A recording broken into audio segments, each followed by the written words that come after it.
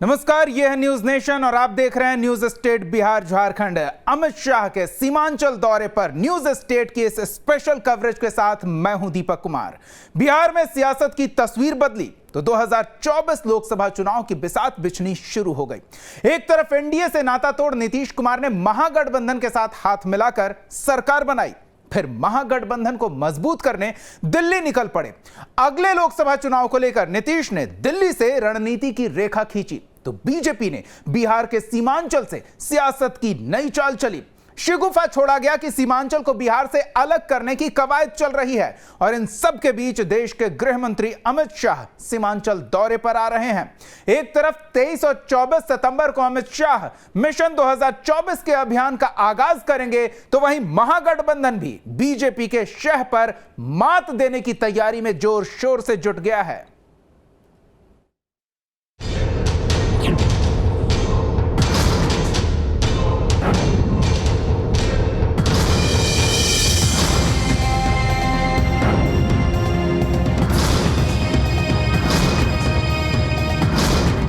सीमांचल से बिहार की सियासत को साधने के लिए बीजेपी तैयार है। केंद्रीय गृह मंत्री और बीजेपी के चाणक्य अमित शाह सितंबर के आखिरी हफ्ते में सीमांचल की धरती पर होंगे और यहीं से महागठबंधन की मजबूती को तोड़ने और सीमांचल की जनता को पार्टी से जोड़ने की कवायद करेंगे।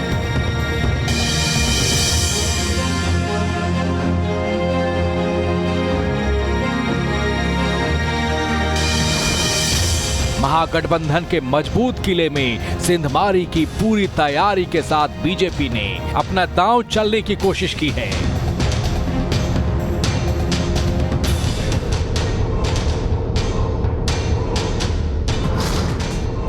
ये कोशिश कितनी कामयाब होगी, ये तो वहां की जनता जनार्दन पर निर्भर करता है।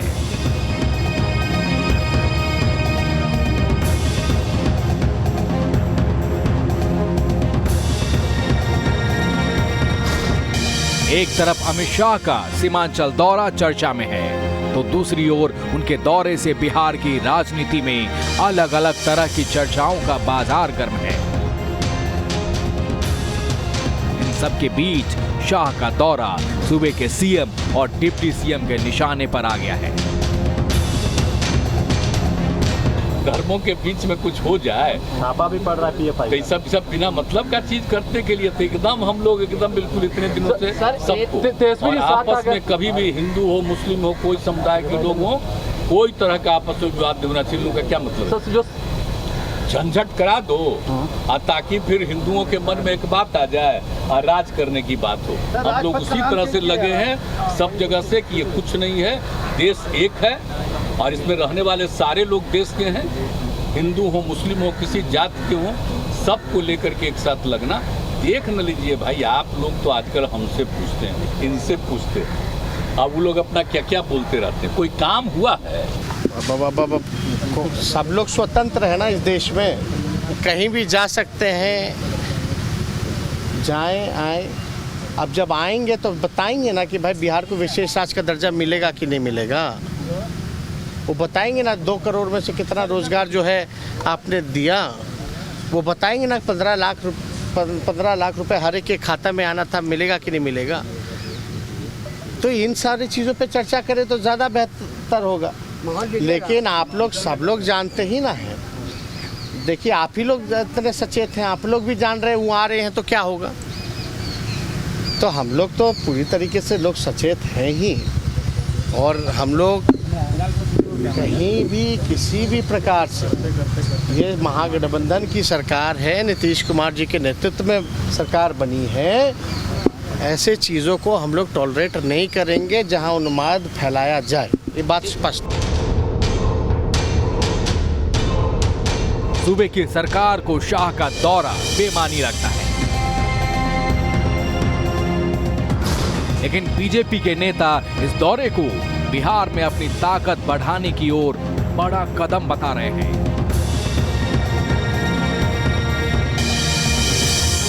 तो सीमावर्ती क्षेत्र है अमित शाह जी के दौरे से मजबूती मिलेगी। देश के गृह मंत्री अगर आ रहे हैं, इससे बढ़कर और खुशी की बात क्या हो सकती है। इस तरह दुष्प्रचार है, इस तरह का कोई प्रपोजल नहीं है, ये गलत है, दुष्प्रचार है। ये हमारे विरोधी इस तरह की बात कह रहे हैं। कहीं से भी बिहार एक राज्य है और रहेगा।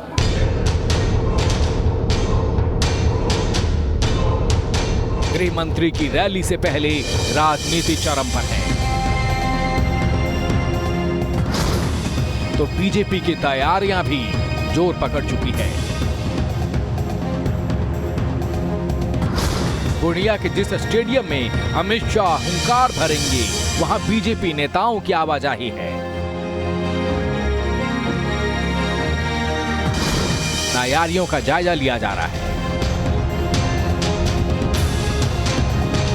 देश के गृह मंत्री अमित शाह, ये वो मंच है जहां से अमित शाह सीमांचल में भरेंगे हुंकार। बिहार में सत्ता परिवर्तन के बाद अमित शाह की ये पहली होगी को लेकर बिहार की राजनीतिक सरगर्मी पहले से ही काफ़ी तेज हो गई है। न्यूज़ नेशन पहुंचा है सीमांचल पूर्णिया, आपको ये दिखाने कि गृह मंत्री का ये हुंकार क्या कहता है, क्या है तैयारियां और किस तरीके से 2 दिनों में अमित शाह के प्रवास के दौरान बिहार की सियासत गर्म हो गई। आपको हम दिखा रहे हैं इंदिरा गांधी स्टेडियम है पूर्णिया का, बहुत ही विशाल स्टेडियम है, 50 से 60 हज़ार लोगों की कैपेसिटी है स्टेडियम के अंदर। और यहाँ पर अमित शाह 23 तारीख को कार्यकर्ताओं के साथ आम लोगों को भी संबोधित करेंगे। देखिए तैयारियाँ यहाँ पर चल रही हैं, रंग रोगन किया जा चुका है। आपको यहाँ पर अर्थ मूवर्स दिखेंगे, जो तैयारियाँ हैं वो किस तरीके से पूरे स्थल को समतल बनाया जाए, यूनिफॉर्म किया जाए, उसकी तैयारियां चल रही हैं। हमारे साथ राकेश जी हैं जो यहाँ के जिला अध्यक्ष हैं, तैयारियों के दामोदार मिल के ऊपर है। तो राकेश जी उत्साहित, चेहरे पर मुस्कान बता रही है। हम लोग के लिए तो बड़ा गर्व का समय है कि हमारे देश के गृह मंत्री हमारे पूर्णिया जिला में वो सभा करने के लिए आ रहे हैं। कार्यकर्ताओं और जनता के साथ रूबरू होंगे, अपनी बातों को रखेंगे और जनता के भी बातों को वो सुनेंगे, उनसे जानेंगे। इसलिए हम लोगों ने इस रैली का नाम भी रखा है जन भावना रैली। अमित शाह जी तो पहले दिन तो यहाँ पर उनकी रैली होगी और दूसरे दिन फिर किशनगंज में वो बैठक भी करेंगे कार्यकर्ता। जी, ये नहीं, कार्यकर्ता की बैठक के पहले उनकी प्राथमिकता रहेगी प्रशासनिक पदाधिकारियों के साथ भी बैठक। 23 सितंबर को अमित शाह पूर्णिया के इंदिरा गांधी स्टेडियम से विरोधियों पर वार करेंगे। तब देखना होगा कि सीमांचल से विरोधियों पर गर्जना की गूंज दूर तक जाती है या रैली मैदान तक ही रह जाती है। हालांकि रैली से ठीक पहले जो बड़ा मुद्दा बीजेपी उठाने की जी तोड़ कोशिश कर रही है, वो है सीमांचल में घुसपैठ का। ये मुद्दा बेहद संवेदनशील है। Rajnish Sinha, Purnia, News State, Bihar Jharkhand.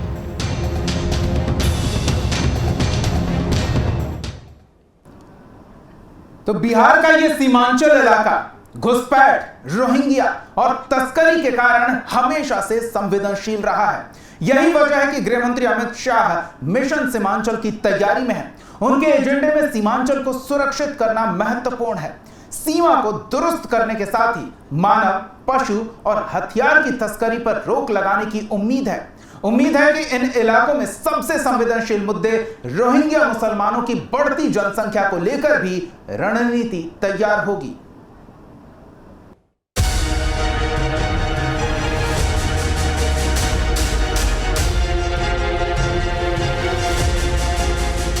बिहार का सीमांचल हमेशा संवेदनशील माना गया। वो इलाका जो आजादी के बाद घुसपैठ को लेकर हमेशा से सुरक्षा एजेंसियों के निशाने पर रहा और खासकर बांग्लादेश बंटवारे के बाद इन इलाकों में घुसपैठ सबसे तेज हुए। अब जब इन इलाकों में घुसपैठ काफी ज्यादा बढ़ गया, रोहिंग्या मुसलमानों की जनसंख्या दशक दर दशक बढ़ने लगी, तब केंद्र सरकार ने एक्शन प्लान बनाने की तैयारी की है। देश के गृह मंत्री सीमांचल आकर एक तीर से 2 निशाने की तैयारी में हैं। पहला, रोहिंग्या मुसलमानों की जनसंख्या का आकलन और दूसरा, महागठबंधन के वोट बैंक में सिंधमारी। माननीय गृह मंत्री जी ने बहुत ही गंभीरता से इसको लेते हुए उसी दिन कहा था कि मैं सीमावर्ती क्षेत्र किशनगंज, पूर्णिया, अररिया आऊँगा और वहाँ के लोगों से मिलकर ये सारी बातों को समझूंगा। इसके पीछे जो सबसे बड़ी बात है कि जो स्टेट पुलिस है, चाहे बंगाल की हो चाहे बिहार की हो, और जो पारामिलिट्री फोर्स BSF और SSB है, दोनों के बीच तालमेल की कमी है। और उस तालमेल के कमी के कारण जो है कहीं ना कहीं अपराधी तत्व या देश विरोधी ताकत जो है इसका फ़ायदा उठाते हैं। बिहार में सरकार बदली तो बीजेपी की सियासत की रणनीति भी बदल गई और वोट बैंक की रणनीति के बीच में निशाने पर रोहिंग्या मुसलमान आ गए। सीमांचल के इलाके में जिस कदर घुसपैठ में इजाफा हुआ है उसकी तस्वीर हैरान करने वाली है। दरअसल पूर्वी पाकिस्तान यानी तत्कालीन बांग्लादेश से एक दीर्घकालिक योजना के तहत भारत में घुसपैठ होती रही है। यह इस बात से साबित होता है कि पिछले 5 दशकों में देश में मुस्लिम जनसंख्या 3.5% बढ़ी, लेकिन बिहार के सीमावर्ती जिलों में खासकर किशनगंज, कटिहार में 10 से 15% की बढ़ोतरी हुई है। असम में 11% तो पश्चिम बंगाल में 7% मुस्लिम आबादी बढ़ी है। शोधकर्ताओं की माने तो ये भारतीय मुसलमानों की संख्या नहीं बल्कि बांग्लादेश से आने वाले घुसपैठिए हैं और एक साजिश के तहत भारत आ रहे हैं। 1961 में किशनगंज जिला के किशनगंज प्रखंड और टेढ़ागाछी प्रखंड हिंदू बहुल, लेकिन 1971 में दोनों प्रखंड मुस्लिम बहुल हो गए। 1961 में किशनगंज प्रखंड में 40.37% मुस्लिम थे, जो 2011 में 60.56% हो गए। किशनगंज प्रखंड में मुसलमानों की आबादी 14.19% बढ़ी। उस दौरान देश में मुसलमानों की संख्या 3.52% बढ़ी। बहादुरगंज प्रखंड में मुसलमान आबादी 1 से 2% घटी। 1961 में यहां 78.58% मुस्लिम आबादी थी, जो घटकर 76.99% पर आ गई है। पोठिया प्रखंड में 9.42% मुस्लिम आबादी बढ़ी।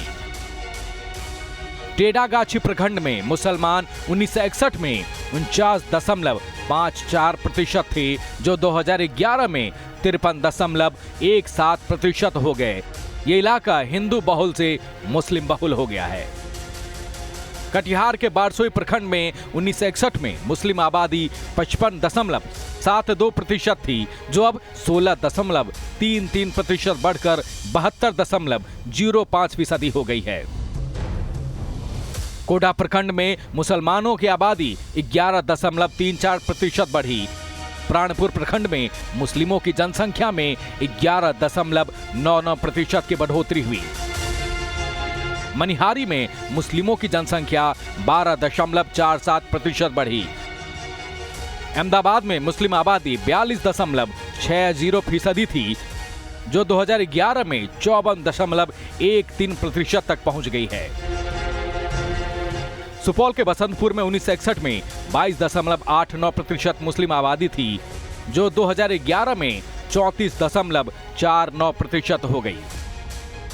देखिए, ऐसा है, ये जो नाम पड़ा है ना सीमांचल, ये तस्लीमुन ने दिया था, ये वो अलग काट करके इसको बनाना चाहते थे, इसलिए ये शब्द जो है ना सीमांचल, तो ये तस्लीमुद्दीन का दिया हुआ। अब बिहार के राजनीतिक दल पिछले 3 दशक के अंदर, मैंने 1992 में लास्ट आंदोलन हुआ था, उसके बाद से कोई संगठन घुसपैठ पर आंदोलन नहीं कर रहा है। जबकि मैंने बार बार कहा है कि अगर राष्ट्रीय स्तर पर 3.5% मुसलमान बढ़ रहे हैं, तो किशनगंज प्रखंड के अंदर और 16% कैसे मुसलमान बढ़ गया, कटिहार जिला के अंदर 10% मुसलमान कैसे बढ़ गया। ये भारतीय मुसलमानों की जनसंख्या नहीं है, घुसपैठी है। सीमा पर सुरक्षा बलों की तैनाती है। बावजूद इसके सुरक्षा बलों से जुड़े पूर्व अधिकारी घुसपैठ को बेहद खतरनाक मान रहे हैं। आज की तारीख में ये अधिकारी नेपाल और बांग्लादेश से जुड़ी सीमाओं को पाक सीमा से ज्यादा खतरनाक मान रहे हैं। सीमांचल के इलाके में अगर आप बात कर रहे हैं तो घुसपैठ जो है सबसे गंभीर मसला है। मैं आपको बता दूं कि बांग्लादेश से जबरदस्त पशु तस्करी होता है और उसी पशु तस्करी के ऊपर वो रोहिंग्या जैसे लोग और आतंकवाद के संगठनों से जुड़े हुए लोगों को आराम से माध्यम बनाकर अपने भारत के अंदर घुसपैठ कराते हैं और ये लगातार चल रहा है, जो एक मसला बहुत गंभीर है। बिहार के सीमांचल इलाकों में रोहिंग्या मुसलमानों की बढ़ रही जनसंख्या हमेशा से चिंता का विषय रही है। ऐसा कहा जा रहा है कि रोहिंग्या मुसलमानों की बढ़ती संख्या को लेकर गृह मंत्री अमित शाह कोई एक्शन प्लान तैयार करेंगे और इसी प्लान के तहत महागठबंधन के मजबूत किले में सिंधमारी करेंगे। तो सीमांचल से बिहार को साधने की तैयारी में बीजेपी जुट गई है। अमित शाह ने सीमांचल दौरे का दांव चला है तो महागठबंधन ने भी राजनीति की राह को बीजेपी के लिए आसान नहीं छोड़ा है। महागठबंधन ने भी अमित शाह की सीमांचल में होने वाली रैलियों के बाद संयुक्त रैली का ऐलान कर दिया है। यानी मिशन 2024 को लेकर एक तरफ बीजेपी बिसात बिछा रही है तो दूसरी ओर महागठबंधन भी उसे मात देने की हर मुमकिन कोशिश में लग गया है।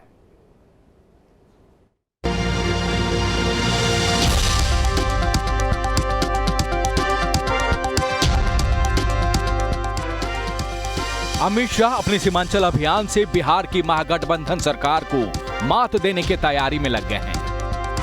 एक तरफ सूबे की सरकार बदलने के बाद नीतीश कुमार ने दिल्ली दौरा कर केंद्र के सियासी समीकरण से दो हाथ करने की कोशिश की तो अमित शाह ने फौरन सीमांचल से बिहार को साधने का दांव चल दिया।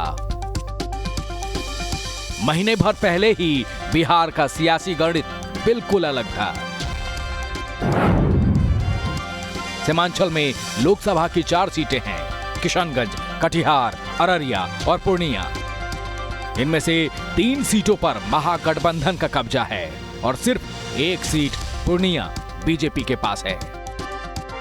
हालांकि यह गणित सरकार बदलने के पहले अलग था। एनडीए के पास 3 सीटें थीं, लेकिन जेडीयू ने पाला बदलकर तस्वीर बदल दी। इस बार बीजेपी बिहार में मिशन 35 पर जोर दे रही है, यानी लोकसभा की 40 सीटों में से बीजेपी 35 पर जीत का प्लान तैयार कर रही है। इसके अलावा विधानसभा की 24 सीटों पर भी बीजेपी की नजर होगी। बीजेपी इन सीटों पर समीकरण बदलकर विधानसभा में सीटों का गणित बदलने के लिए भी जोर लगाएगी।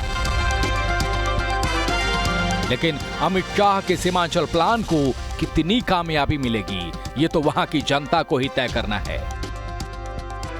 अमित शाह के सीमांचल दौरे से ठीक पहले न्यूज स्टेट बिहार झारखंड की टीम ने सीमांचल के इलाकों का दौरा किया, लोगों के मन की बात जानने की कोशिश की। 23 और 24 को अमित शाह पूर्णिया और किशनगंज में रैली करेंगे, तो महागठबंधन ने भी उनके नहले पर दहला मारने की तैयारी कर ली। महागठबंधन भी अमित शाह की रैली के बाद सीमांचल में अपनी ताकत दिखाने की प्लानिंग कर चुका है। महागठबंधन की ओर से ललन सिंह ने महारैली का ऐलान कर दिया है।